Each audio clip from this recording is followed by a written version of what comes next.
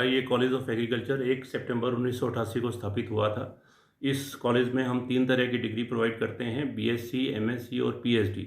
हमारे यहाँ 13 डिपार्टमेंट्स हैं, department of agriculture economics, department of horticulture, livestock production and management, department of biochemistry, department of soil science, department of agriculture extension, department of agronomy, department of entomology, department of plant pathology and department of genetics and plant breeding. इनमें 13 departments में हम 9 department में MSc provide करते हैं, जिसमें तकरीबन हमारे पास 40 से 42 सीटें हैं, और 8 डिपार्टमेंट्स में हम जो है पीएचडी प्रदान करते हैं, जिसमें हमारे पास तकरीबन 20 से 22 सीटें हैं।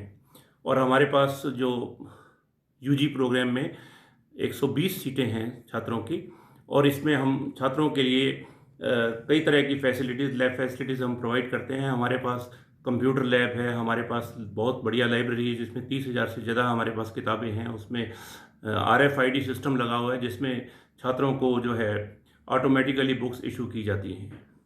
और हमारी सभी लैब जो हैं बड़ी मॉडर्न इक्विपमेंट से वो सुसज्जित हैं।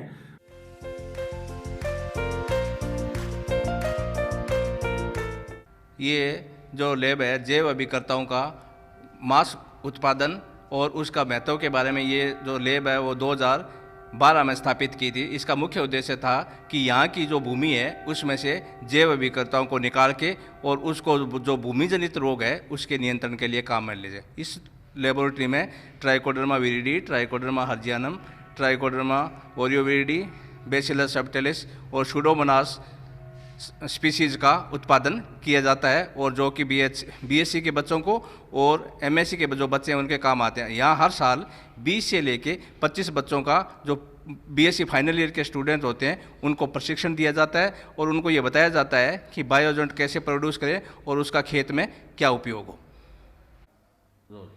ये लेमिनार फ्लो है, जो बायोजेंट होते हैं उसको प्रोडक्शन करने के बाद में इसको आइसोलेशन करते हैं और इसकी कल्चर है उसको प्योरीफाई करते हैं। प्योरीफाई करने के बाद में वो कल्चर है वो आपके ग्लास पेटी डिश में और ग्लास जो फ्लास्क है उसके अंदर प्रोड्यूस करते हैं, जो कि बाद में मास मल्टीप्लिकेशन के काम आता है।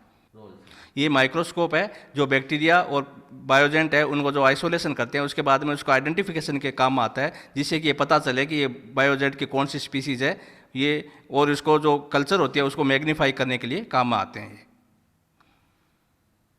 ये ऑटोक्लेव है जो अपने जो बायोजेंट है जिसका मल्टीप्लिकेशन करते हैं वो मीडिया पे करते हैं। तो मीडिया इसमें बनाते हैं, मीडिया बना के और इसमें 121.6 डिग्री सेंटीग्रेड पे मीडिया को स्लाइज करते हैं। और स्लाइज करने के बाद में जब मीडिया ठंडा हो जाता है उसके बाद में अपने लेमिनार फ्लो में ले जाके उसको पोर करते हैं। तो ये आपको मीडिया के उसके बायो कंट्रोल एजेंट के मास मल्टीप्लिकेशन के लिए मीडिया तैयार करते हैं, उसके काम में आता है। ये हॉट एयर ओवन है, जितने भी अपने जो ग्लास वेयर काम में लेते हैं उस सबको स्लाइज करने के काम आता है। इसको 180 डिग्री सेंटीग्रेड पे 1 घंटे तक इसको गर्म किया जाता है, जिससे भी कि इसमें किसी तरह का भी कंटामिनेशन नहीं हो, और उसके बाद में इन ग्लास वेयर को मल्टीप्लिकेशन में काम में लिया जाता है।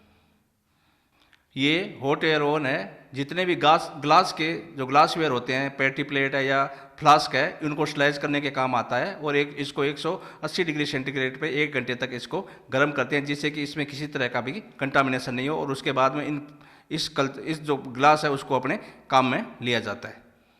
ये बीओडी है, ये इसमें जो कल्चर अपने तैयार की थी, जो आइसोलेशन चैम्बर में तैयार की थी कल्चर, जो मास मल्टीप्लिकेशन की जो ट्राइकोडर्मा की या बैक्टीरिया की, उसको उसके बाद में इसमें 28 से लेके 30 डिग्री सेंटीग्रेड पर इसको रख देते हैं, जिससे कि उसका जो बायोजेंट है उसका मास मल्टीप्लिकेशन होता है। और मास मल्टीप्लिकेशन होने के बाद में ये जो कल्चर है वो पाउडर के अंदर मिला दी जाती है, और उसके बाद में ये ट्राइकोडर्मा आपका तैयार हो जाता है।